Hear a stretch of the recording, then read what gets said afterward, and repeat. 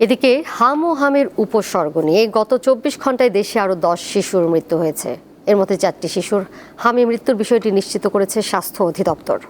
বাকি ৬টি শিশু মারা গেছে হামের উপসর্গ নিয়ে। একই সময় হামের উপসর্গ নিয়ে দেশের বিভিন্ন হাসপাতালে ভর্তি হয়েছে ৭৬২টি শিশু, আর হাম শনাক্ত হয়েছে ১৫০ জনের। রাজধানী সহ সারা দেশে বাড়ছে হামের প্রকোপ, ফলে ঢাকার হাসপাতালগুলোতে বাড়ছে রোগীর চাপ। ১৫ মার্চ থেকে এপ্রিলের প্রথম সপ্তাহ পর্যন্ত হাম ও এর উপসর্গ নিয়ে মারা গেছে ১৫০ শতাধিক শিশু। পাশাপাশি রাজধানীর মহাখালীর সংক্রামক ব্যাধি হাসপাতাল ও বাংলাদেশ শিশু হাসপাতালে প্রতিদিন ভর্তি হচ্ছে রোগী।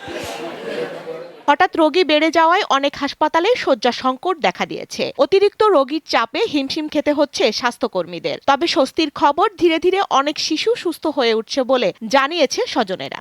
কালকে লাইভ করছে না, চোখ মেলছে না, সারাদিন ঘুমাইছিল, লা করছে না, কোনো কিছু করে নাই। আজকে অনেক সুস্থ। কালকে পুরো শরীর কালো দাগ হয়ে একেবারে অবস্থা খারাপ ছিল।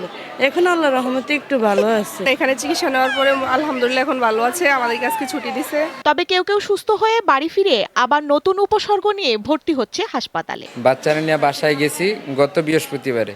যাওয়ার পরে বাচ্চারা আবার যে হাম হয়েছে, জ্বর বেড়ে গেছে, শ্বাসকষ্ট বেড়ে গেছে, পরে আবার আইসা ভর্তি হয়েছে আর কি। ভালোই ছিল, কিন্তু কালকে ওর জ্বর আসছে, আবার হঠাৎ করে একটু কাশি দিতেছে। আবার ব্লাড ইনফেকশন, ইউরিন ইনফেকশন আছে, কিন্তু হাম চলে যাওয়ার পরে ওই সমস্যাগুলা পুরোপুরি যায় না। চিকিৎসকেরা বলছেন, বাড়ি ফেরার পর রোগ প্রতিরোধ ক্ষমতা বাড়াতে শিশুর প্রতি বিশেষ যত্ন নিতে হবে। আক্রান্ত হওয়ার পরেও সে ভালো হয়ে গেল, ভালো হওয়ার পরেও কিন্তু তার ইমিউনিটি ফিরতে মোটামুটি ২-৩ সপ্তাহ লেগে যায়। আর এর ইমিউনিটিকে বুস্ট আপ করার জন্য আমরা একটু ভালো খেতে বলি, মানে হাই প্রোটিন ডায়েট খেতে বলি, পানি খাবে, রেস্টে থাকবে, যাতে করে তার খুব দ্রুত এই জিনিসটা রিকভারি। বাড়িতে হাম আক্রান্ত শিশু থাকলে তাকে আলাদা রাখার পাশাপাশি ৬ মাস হলেই শিশুকে হামের টিকার আওতায় আনার পরামর্শ দিয়েছেন চিকিৎসকেরা।